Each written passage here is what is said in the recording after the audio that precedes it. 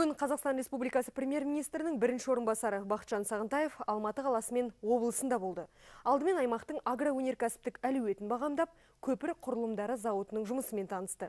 Соңынан азық-түлік аясындағы инвестициялық жобаларды қаржыландыру мәселесі бойынша өңір кәсіпкерлерімен кеңес өткізді.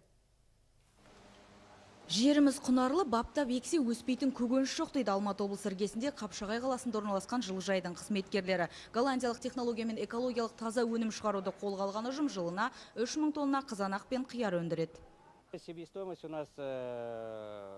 Өнімнің бағасы нарықтағы бағадан қымбат емес. Күндегісін күнде қалаға жөнелтіп отырамыз. Сондықтан бізде шіріген көкөніс қалмайды. Базарға тек таза өнім түседі.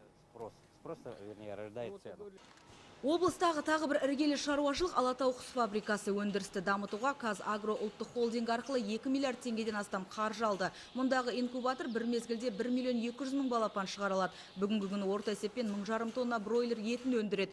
900-ден астам жұмысшысы бар орталықтың ісін әлі де жетілдіре түсетін тұстары көп. Толыққанды жұмысын жасап отыр, бірақ баға мәселесіне келген кезде сырттан келетін құстардың құс етінің бағасына салыстырған кезде бағасы кішкене ұтылады. Құстың жемдерінің бағасы өте жоғары. Жемнің бәрі солтүстік өңірлерден әкелінеді. Яғни оның бәрі осы құс етінің бағасының 70%-на дейін сол жемдерге кеп тиіп отыр. Бұл өте жоғары.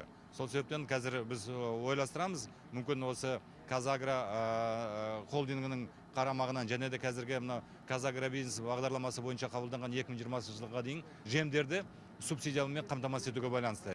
Бірінші вице-премьер түс ауа азық-түлік аясындағы инвестициялық жобаларды қаржыландыру мәселелері бойынша кәсіпкерлермен кеңейтілген кеңес өткізді. Жалпы агробизнес 2020 бағдарламасы бойынша агроөндірістік кешенін дамытуға жылына едәуір қаражат бөлінеді. Бағдарламаны тиімді жүзеге асыру тек мемлекеттік органдар мен әкімдерге ғана байланысты емес. Бизнесті өркендету үшін кәсіпкерлер де жұмыла жұмыс істеу керек. Үкімет тарапынан жасалып отырған мүмкіндіктерді барынша тиімді пайдалану керек деді Бақытжан Сағынтаев. Айгүл Ермахан, Ерболат Қуанышев, ұлттық арна.